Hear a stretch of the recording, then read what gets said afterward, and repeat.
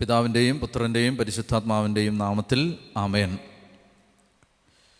ഈശോയിൽ ഏറ്റവും സ്നേഹമുള്ളവരെ, മർക്കോസിൻ്റെ സുവിശേഷം 9-ാം അധ്യായത്തിൻ്റെ 14 മുതലുള്ള വാക്യങ്ങളാണ്. 14 മുതൽ 29 വരെയുള്ള വാക്യങ്ങളാണ് വേഗം നമുക്കിന്ന് മനസ്സിലാക്കേണ്ടത്.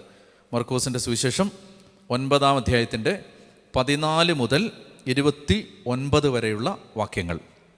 അവൻ ശിഷ്യന്മാരുടെ അടുത്ത് എത്തിയപ്പോൾ വലിയൊരു ജനക്കൂട്ടം അവരുടെ ചുറ്റും കൂടിയിരിക്കുന്നതും നിയമജ്ഞർ അവരോട് തർക്കിച്ചുകൊണ്ടിരിക്കുന്നതും കണ്ടു. അവനെ കണ്ടയുടനെ ജനക്കൂട്ടം മുഴുവൻ വിസ്മയഭരിതരായി ഓടിക്കൂടി അവനെ അഭിവാദനം ചെയ്തു. അവൻ അവരോട് ചോദിച്ചു, നിങ്ങൾ എന്താണ് അവരുമായി തർക്കിക്കുന്നത്? ജനക്കൂട്ടത്തിൽ ഒരാൾ മറുപടി പറഞ്ഞു, ഗുരു, ഞാൻ എൻ്റെ മകനെ അങ്ങയുടെ അടുത്ത് കൊണ്ടുവന്നിട്ടുണ്ട്. മൂകനായ ഒരാത്മാവ് അവനെ ആവേശിച്ചിരിക്കുന്നു. അതവനെ എവിടെ വെച്ച് പിടികൂടിയാലും അവനെ നിലം പതിപ്പിക്കുന്നു. അപ്പോൾ അവൻ പല്ലുകടിക്കുകയും നുരയും പതയും പുറപ്പെടുവിക്കുകയും മരവെച്ച് പോവുകയും ചെയ്യുന്നു. അതിനെ ബഹിഷ്കരിക്കാൻ അങ്ങയുടെ ശിഷ്യന്മാരോട് ഞാൻ അപേക്ഷിച്ചു, അവർക്ക് കഴിഞ്ഞില്ല. അപ്പോൾ എന്താണ് പശ്ചാത്തലം? ഇവിടെ ഒരു പാരലിസം ഉണ്ട്. അതായത് മാമോദീസ സമയത്ത് പിതാവ് അരുളി ചെയ്തു ഒരു സ്വരം. എന്താണ് ആ സ്വരം? ഇവൻ എൻ്റെ പ്രിയപുത്രൻ, അല്ലേ? ആ പിതാവിൻ്റെ സ്വരം കഴിഞ്ഞാൽ ഉടനെ തന്നെ ഈശോ എങ്ങോട്ടാ പോന്നേ? മരുഭൂമിയിൽ. അവിടെ വെച്ച് എന്താ സംഭവിക്കുന്നത്? പിശാചുമായിട്ടൊരു എൻകൗണ്ടർ ഉണ്ടാവുകയാണ്. ഇവിടെ തൊട്ടു മുമ്പ് എന്താ നടന്നേ? പിതാവ് എന്താ പറഞ്ഞേ? ഇവൻ എൻ്റെ പ്രിയപുത്രൻ. അത് കഴിഞ്ഞാൽ ഉടനെ തന്നെ പിശാചുമായിട്ടൊരു എൻകൗണ്ടർ ഉണ്ടാവുകയാണ്. അതിന് ഒരു അർത്ഥം ഉണ്ടെന്നറിയാം. എവിടെല്ലാം വെച്ച് ദൈവം നമ്മളെ അംഗീകരിക്കുന്നു എന്ന് നമുക്ക് തോന്നലുണ്ടായാൽ ഉടനെ ഒരു പരീക്ഷണം പ്രതീക്ഷിച്ചോണം. കേട്ടോണേ, ഇത് വലിയ പാഠമാണിത്. അതായത് എവിടെങ്കിലും വെച്ച് ഇപ്പം നമ്മളെക്കുറിച്ച് ആരെങ്കിലും കുറേ നല്ലത് പറഞ്ഞെന്ന് വെച്ചോ, തൊട്ടടുത്ത് എന്ത് പ്രതീക്ഷിച്ചോണം? ഒരാൾ വഴി നിൽക്കും, അത് ഓർത്തോണം. മനസ്സിലായില്ലേ? ഇപ്പം നമുക്ക് അതുകൊണ്ടാണ് ഞാൻ നേരത്തെ ഒരിക്കൽ ഈ മർക്കോസ് പഠിപ്പിച്ചാൽ പറഞ്ഞു, വിജയങ്ങൾ നമ്മളെ ഭയപ്പെടുത്തണം, സക്സസ് നമ്മളെ യഥാർത്ഥത്തിൽ പേടിപ്പിക്കണം. അപ്പം അതുകൊണ്ട് ഇവിടെ എപ്പോഴും ഈ പാറ്റേൺ നമുക്ക് കാണാൻ പറ്റും. അതായത് വേറൊരു ഉദാഹരണം പറയട്ടെ. മാംസരക്തങ്ങളല്ല നിനക്കിത് വെളിപ്പെടുത്തിയത് എൻ്റെ സ്വർഗസ്ഥനായ പിതാവാണ്. അടുത്ത പാസം എന്താ? സാത്താനെ പുറകെ പോ. മനസ്സിലാവുന്നുണ്ടോ? അപ്പം അതുകൊണ്ട് സത്യം പറഞ്ഞാൽ ശിഷ്യത്വത്തിൻ്റെ വഴിയിൽ വിജയങ്ങളെക്കാൾ നല്ലത് പരാജയങ്ങളാണ്. സന്തോഷത്തെക്കാൾ നല്ലത് സങ്കടങ്ങളാണ്. ഈ സഹനത്തെക്കുറിച്ച് വേറൊരു കാര്യം കൂടെ ഞാൻ പറയാം. എല്ലാ മനുഷ്യർക്കും അവരുടെ ജീവിതത്തിൽ ഒരു പാക്കേജ് ഓഫ് സഫറിങ് ഉണ്ട്. എല്ലാവർക്കും ഉണ്ട്, എല്ലാ മനുഷ്യർക്കും ഉണ്ട് ഒരു എമൗണ്ട് ഓഫ് സഫറിങ്. ഇത് നമ്മൾ അനുഭവിച്ചേ പറ്റൂ. എന്തിനാണെന്നറിയാം? ഈ സഹനങ്ങളാണ് നമ്മളെ സാങ്ക്ടിഫൈ ചെയ്യുന്നത്. സാങ്ക്ടിഫിക്കേഷൻ എന്നൊരു വാക്ക് റോമാലേഖനത്തെ നമ്മൾ പഠിച്ചിട്ടുണ്ട്. വിശുദ്ധീകരണം. അതായത് നമ്മൾ പുത്രൻ്റെ സാദൃശ്യത്തോട് അനുരൂപപ്പെടണമെങ്കിൽ നമ്മൾ വിശുദ്ധീകരിക്കപ്പെട്ടേ പറ്റൂ. നമ്മളിൽ വിശുദ്ധീകരണം ഉണ്ടായേ പറ്റൂ. അപ്പം അതിന് നമ്മളെ സഹായിക്കുന്നതാണ് നമ്മുടെ പ്രയാസങ്ങൾ. നല്ലൊരു വിവേകമാണ്, ശ്രദ്ധിച്ച് കേട്ടോണം. ഇത് ഇപ്പോൾ ഒരു 50 കിലോ വേണ്ട, ഒരു 500 കിലോ വലിയൊരു ഭാരം നമുക്ക് എടുക്കാനുണ്ട്. എന്തായാലും ഈ 500 കിലോ നമ്മൾ എടുത്തേ പറ്റൂ. നമ്മൾ അവിടെ ചെല്ലുമ്പോൾ ഈ 500 കിലോ എടുത്തുകൊണ്ട് വേണം ചെല്ലാൻ എന്ന് വെച്ചോ. ഈ 500 കിലോ ഒരുമിച്ചെടുക്കുന്നതാണോ നല്ലത്? 10 കിലോ 5 കിലോ ആയിട്ട് എടുത്തുകൊണ്ട് പോകുന്നതാണോ നല്ലത്?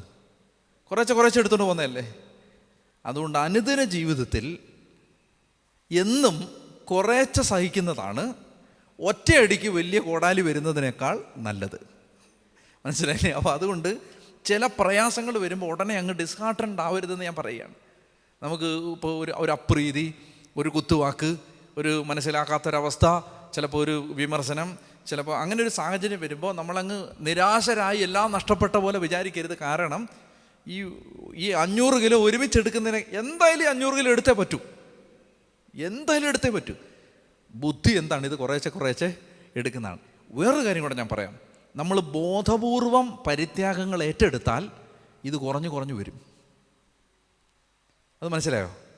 ഇപ്പം നമ്മൾ ബോധപൂർവം, ഇപ്പം നമ്മളൊരു 10 മിനിറ്റ് മുട്ടയെ നിൽക്കാൻ നമ്മൾ തീരുമാനിച്ച് മുട്ടയിൽ നിന്നാൽ കുറച്ച് സഹനമായില്ലേ?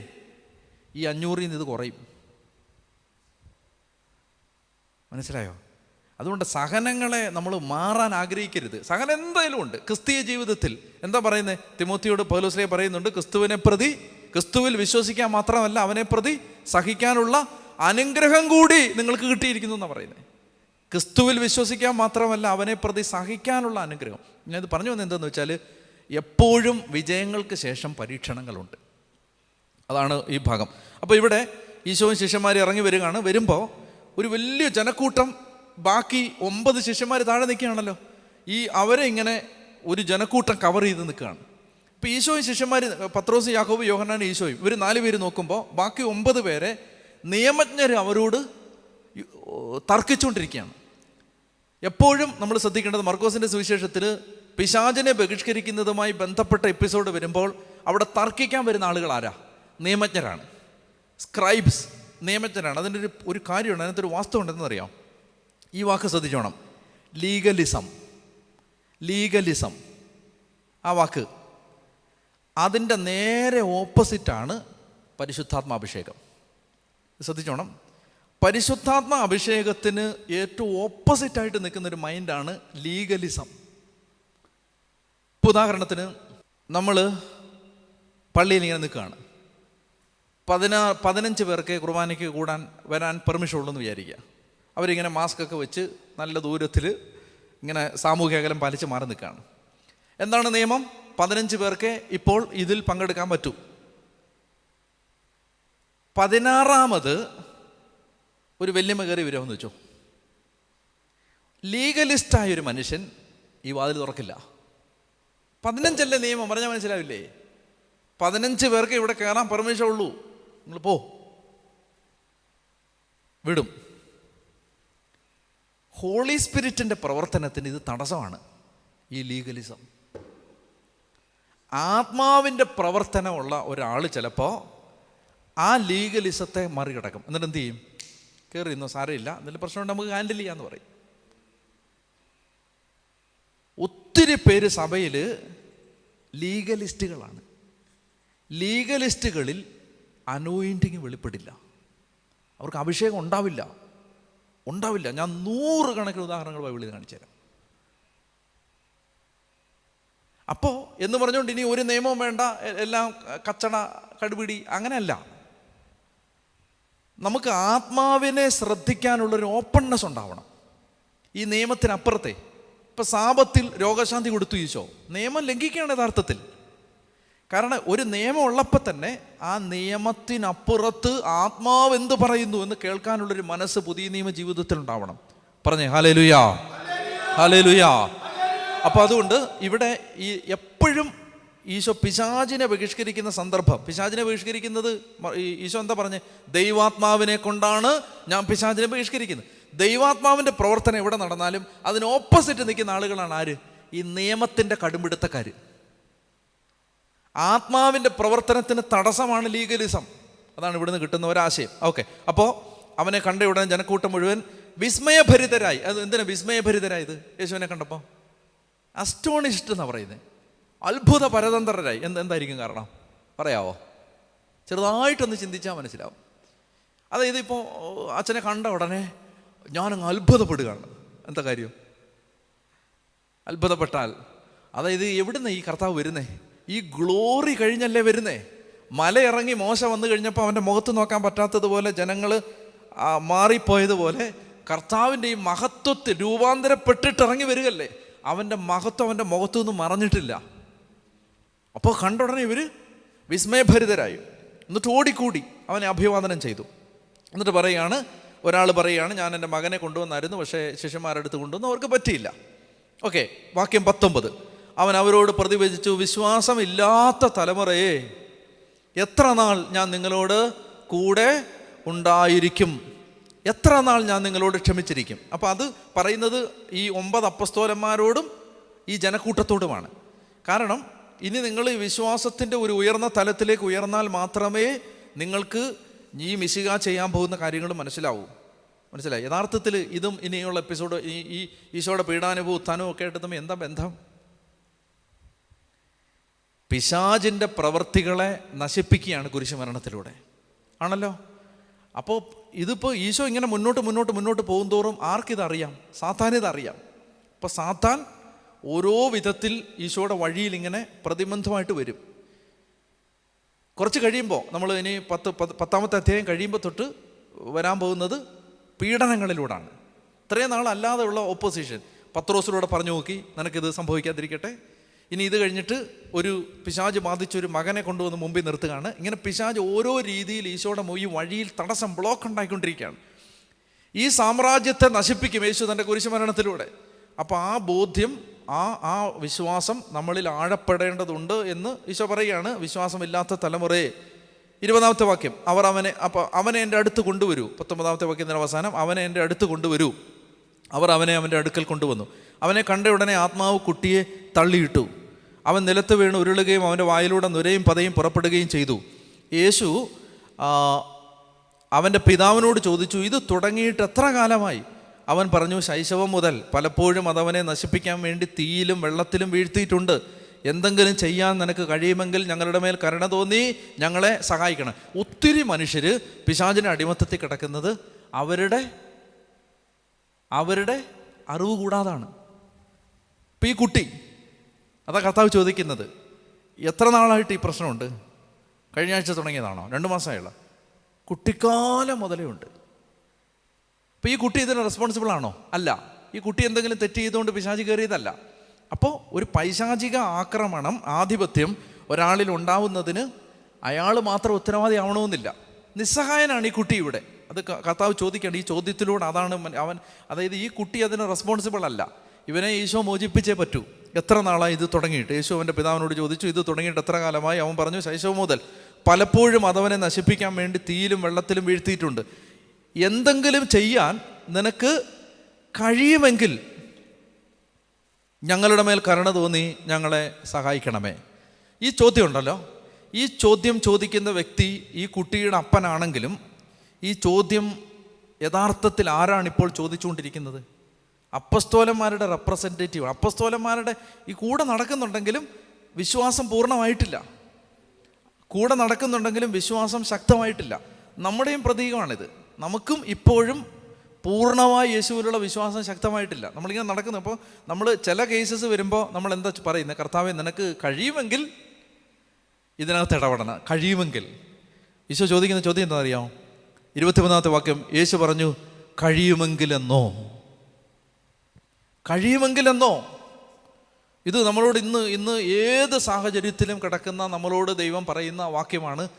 കഴിയുമെങ്കിലെന്നോ ഒരു ചിന്ത ഈശോയെക്കുറിച്ച് നമുക്ക് ഉണ്ടാകാൻ പാടില്ല. കർത്താവിന് ഇത് കഴിയും. ഇൻഫിനിറ്റാണ് കർത്താവിൻ്റെ പവർ, അനന്തമാണ് അവൻ്റെ ശക്തി. അതുകൊണ്ട് യേശുവിന് കഴിയാത്തതായി ഒന്നുമില്ല. കഴിയുമെങ്കിലെന്നോ. വിശ്വസിക്കുന്നവന് എല്ലാ കാര്യങ്ങളും സാധിക്കും. നല്ലൊരു വാക്യം അത്, പഠിച്ചു വെച്ചോ. മർക്കോസ് 9:23 യേശു പറഞ്ഞു, കഴിയുമെങ്കിലെന്നോ വിശ്വസിക്കുന്നവൻ എല്ലാ കാര്യങ്ങളും സാധിക്കും. വിശ്വാസം വളരാൻ സഹായിക്കുന്ന 2 വാക്യങ്ങൾ അത് പഠിച്ചു വെച്ചോ. ഈ ലൂക്ക 17:5 മർക്കോസ് 9:24 ഇത് രണ്ടും വിശ്വാസം വളരാൻ വേണ്ടി പ്രാർത്ഥിക്കാവുന്ന വചനങ്ങളാണ്.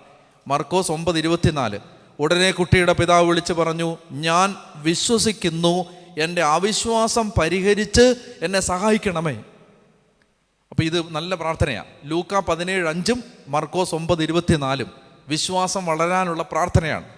യേശു പറഞ്ഞു, കഴിയുമെങ്കിലെന്നോ വിശ്വസിക്കുന്നവൻ എല്ലാ കാര്യങ്ങളും സാധിക്കും. ഉടനെ കുട്ടിയുടെ പിതാവ് വിളിച്ച് പറഞ്ഞു, ഞാൻ വിശ്വസിക്കുന്നു, എൻ്റെ അവിശ്വാസം പരിഹരിച്ച് എന്നെ സഹായിക്കണമേ. ജനങ്ങൾ ഓടിക്കൂടുന്നത് കണ്ട് യേശു അശുദ്ധാത്മാവിനെ ശകാരിച്ചു. മൂകനും ബധിരനുമായ ആത്മാവെ, നിന്നോട് ഞാൻ ആജ്ഞാപിക്കുന്നു, അവനിൽ നിന്ന് പുറത്തു പോവുക, ഇനി ഒരിക്കലും അവനെ പ്രവേശിക്കരുത്. അപ്പോൾ അവനെ ശക്തിയായി നിലത്ത് തള്ളിയിടുകയും ഉച്ചത്തിൽ നിലവിളിക്കുകയും ചെയ്തുകൊണ്ട് അത് പുറത്തുപോയി. ബാലൻ മരിച്ചവനെ പോലെയായി, അവൻ മരിച്ചുപോയി എന്ന് പലരും പറഞ്ഞു.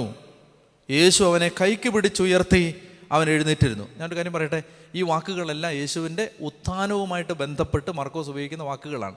എഴുന്നേൽപ്പിച്ചു, പിടിച്ചു എഴുന്നേൽപ്പിച്ചു എന്നൊക്കെ പറയുന്ന ഈ വാക്കുകളുണ്ടല്ലോ, അതായത് കൈക്ക് പിടിച്ച് ഉയർത്തി അത് റിസറക്ഷനെ കുറിച്ച് ഉപയോഗിക്കുന്ന വാക്കാണ്. അപ്പോൾ ഇവിടെ നമ്മൾ കാണാതെ മറഞ്ഞു കിടക്കുന്ന ഒരു അർത്ഥമുണ്ട്. എന്താണ്? കുറച്ച് ദിവസം കഴിയുമ്പോൾ ഈ കുട്ടി കിടന്നതുപോലെ യേശു കിടക്കും. കുറച്ച് ദിവസം കഴിയുമ്പോൾ പിശാചിനെ ബഹിഷ്കരിച്ച് കഴിയുമ്പോൾ, എവിടെ? കുരിശിൽ.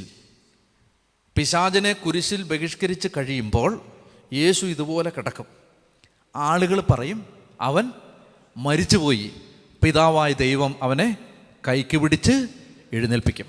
മനസ്സിലായി? ഇതെല്ലാം ഇനി വരാൻ പോകുന്ന എപ്പിസോഡുമായിട്ട് റിലേറ്റഡ് ആണെന്ന് ഞാൻ നേരത്തെ പറഞ്ഞില്ലേ. ഇങ്ങനെ കണക്റ്റഡ് ആണ് ഇത് മുഴുവൻ. മനസ്സിലാവുന്നില്ലേ? അതായത് അപ്പോൾ അവനെ ശക്തിയായി നിലത്ത് തള്ളിയിടുകയും ഉച്ചത്തിൽ നിലവിളിക്കുകയും ചെയ്തുകൊണ്ട് അത് പുറത്തുപോയി. ഈ വാക്കുകളെല്ലാം കുരിശുമരണത്തിലുണ്ട്. മനസ്സിലായില്ലേ? അവനെ തള്ളിയിട്ടു, ഉച്ചത്തിൽ നിലവിളിച്ചു, മരിച്ചു കിടക്കുന്നു. അപ്പം ആളുകൾ പറയുന്നു ഓ മരിച്ചു. ശിഷ്യന്മാർ വിശ്വസിച്ചു മരിച്ചു. യേശു അവനെ കൈക്ക് പിടിച്ച് ഉയർത്തി, അവൻ എഴുന്നേറ്റിരുന്നു. ഈ ഉൽപ്പത്തി 3:15 അറിയാലോ വചനം? നീയും സ്ത്രീയും തമ്മിലും നിന്റെ സന്തതിയും അവളുടെ സന്തതിയും തമ്മിലും ഞാൻ ശത്രുത ഉളവാക്കും. നീയും സ്ത്രീയും തമ്മിലും. ആരാണ് ആ സ്ത്രീ? പരിശുദ്ധ അമ്മ. നീയും പരിശുദ്ധ അമ്മയും തമ്മിലും നിന്റെ സന്തതിയും അവളുടെ സന്തതി ആരാ? യേശു. ഞാൻ ശത്രുത ഉളവാക്കും, അവൻ നിന്റെ തല തകർക്കും. ആര്? യേശു. ഉൽപ്പത്തി 3:15 കേട്ടോണിത്. അവൻ നിന്റെ തല തകർക്കും. അടുത്ത വാക്യം, നീ അവൻ്റെ കുതികാലിൽ പരിക്കേൽപ്പിക്കും. ഈ തല തകർക്കുന്ന പ്രോസസ്സിൽ നീ അവൻ്റെ കുതികാലിൽ പരിക്കേൽപ്പിക്കും. അതാണ് കുരിശുമരണം. ഈ പിശാചിനെ, ഇവിടെ ഈ ബാലനിൽ നിന്ന് പിശാചിനെ പുറത്താക്കിയതുപോലെ മാനവരാശിയെ പിശാചിൻ്റെ അടിമത്തത്തിൽ നിന്ന് പുറത്താക്കുന്ന പ്രക്രിയയിൽ അവൻ യേശുവിൻ്റെ കുതികാലിൽ പരിക്കേൽപ്പിച്ചു. ഈശോ നിലത്ത് വീണു, ഈശോ നിലവിളിച്ചു, ഈശോ മരിച്ചവനെ പോലെ കിടന്നു.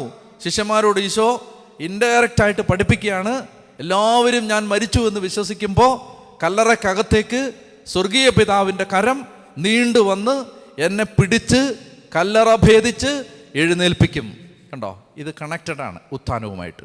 അപ്പോൾ ഇവിടെ യേശു, അവൻ ബാലൻ മരിച്ചവനെ പോലെയായി, അവൻ മരിച്ചുപോയെന്ന് പലരും പറഞ്ഞു. യേശു അവനെ കൈക്ക് പിടിച്ചുയർത്തി, അവൻ എഴുന്നേറ്റിരുന്നു. യേശു വീട്ടിലെത്തിയപ്പോൾ ശിഷ്യന്മാർ സ്വകാര്യമായിട്ട് ചോദിച്ചു, എന്തുകൊണ്ടാണ് അതിനെ ബഹിഷ്കരിക്കാൻ ഞങ്ങൾക്ക് കഴിയാതെ പോയത്? അവൻ പറഞ്ഞു, പ്രാർത്ഥന കൊണ്ടല്ലാതെ ഈ വർഗം പുറത്തു പോവില്ല. നിങ്ങൾ ഉപയോഗിക്കുന്നത് POC ബൈബിൾ ആണെങ്കിൽ അതിൻ്റെ ഫുട്നോട്ടിൽ 9:29 ഫുട്നോട്ട് ഇങ്ങനെയാണ്, പ്രാർത്ഥനയും ഉപവാസവും കൊണ്ടല്ലാതെ എന്ന് ചില പ്രാചീന കൈയെഴുത്ത് പ്രതികളിൽ കാണുന്നു. പ്രാർത്ഥനയും ഉപവാസവും. പിശാചിൻ്റെ പ്രവൃത്തികൾ പരാജയപ്പെടണമെങ്കിൽ 2 ആയുധങ്ങൾ പറയുകയാണ്, പ്രാർത്ഥന, ഉപവാസം. എനിക്ക് അടുത്ത ദിവസങ്ങളിൽ ഒരു പോസ്റ്റ് കണ്ടു. അതായത് സാത്താനെ എറിഞ്ഞോടിക്കാവുന്ന 5 കല്ലുകൾ ഫോർവേഡ് ചെയ്ത് തന്നിരുന്നു അല്ലേ? എന്തൊക്കെയാണത്? വിശുദ്ധ കുർബാന, കുംഭസാരം, ദിവ്യകാരുണ്യത്തോടെ വിശുദ്ധ കുർബാനയുടെ മുമ്പിലുള്ള ആരാധന, പിന്നെന്താണ്? പ്രാർത്ഥന, ഉപവാസം അല്ലേ? പ്രായശ്ചിത്തം. ഇങ്ങനെ 4-5 കാര്യങ്ങളാണ്. അപ്പോൾ ഈ ആയുധം ഉപയോഗിച്ചാണ് സാത്താനെ പരാജയപ്പെടുത്തേണ്ടത്. നമുക്ക് കണ്ണുകളടച്ച് പ്രാർത്ഥിക്കാം. കർത്താവേ, പിശാച് ബാധിച്ച ബാലനെ സുഖപ്പെടുത്തുന്ന സംഭവത്തിലൂടെ കർത്താവ് ഞങ്ങളോട് പറയാൻ ആഗ്രഹിച്ചത്, അവിടുന്ന് വന്നത് സാത്താൻ്റെ പ്രവൃത്തികളെ അവസാനിപ്പിക്കാനാണ്. ദൈവമേ, ആ പ്രക്രിയയിലാണ് അവിടുന്ന് സഹിച്ചത്. ആ പ്രക്രിയയിൽ അവിടുന്ന് കുതികാലിൽ പരിക്കേൽപ്പിക്കപ്പെട്ടു. അവിടുന്ന് മരിച്ചവനെ പോലെ കർത്താവെ കല്ലറയിൽ കിടന്നു. അവിടുന്ന് ഉയർത്തെഴുന്നേറ്റു. ഈ സത്യങ്ങളെല്ലാം വിശ്വസിക്കാനും ഹൃദയം തുറന്ന് ഏറ്റെടുക്കാനുള്ള കൃപ ഞങ്ങൾക്ക് തരണം. കർത്താവേ, ഈ വചനം ഞങ്ങൾ പഠിക്കുമ്പോൾ മക്കളെ ഓർത്ത് വേദനിക്കുന്ന ഓരോ മാതാപിതാക്കളുടെയും വേദന ഞങ്ങൾ സമർപ്പിക്കുന്നു. ഈശോയുടെ അടുത്തേക്ക് കൊണ്ടുവന്നാൽ കർത്താവ് സൗഖ്യം കൊടുക്കും, കർത്താവ് പിശാചിനെ ബഹിഷ്കരിക്കും എന്ന ബോധ്യം ദൈവമേ ഈ വചനത്തിലൂടെ മക്കളെ ഓർത്ത് ഭാരപ്പെടുന്ന എല്ലാ മാതാപിതാക്കൾക്കും നൽകണമേ എന്ന് ഞങ്ങൾ പ്രാർത്ഥിക്കുന്നു. പിതാവിൻ്റെയും പുത്രൻ്റെയും പരിശുദ്ധാത്മാവിൻ്റെയും നാമത്തിൽ ആമേൻ.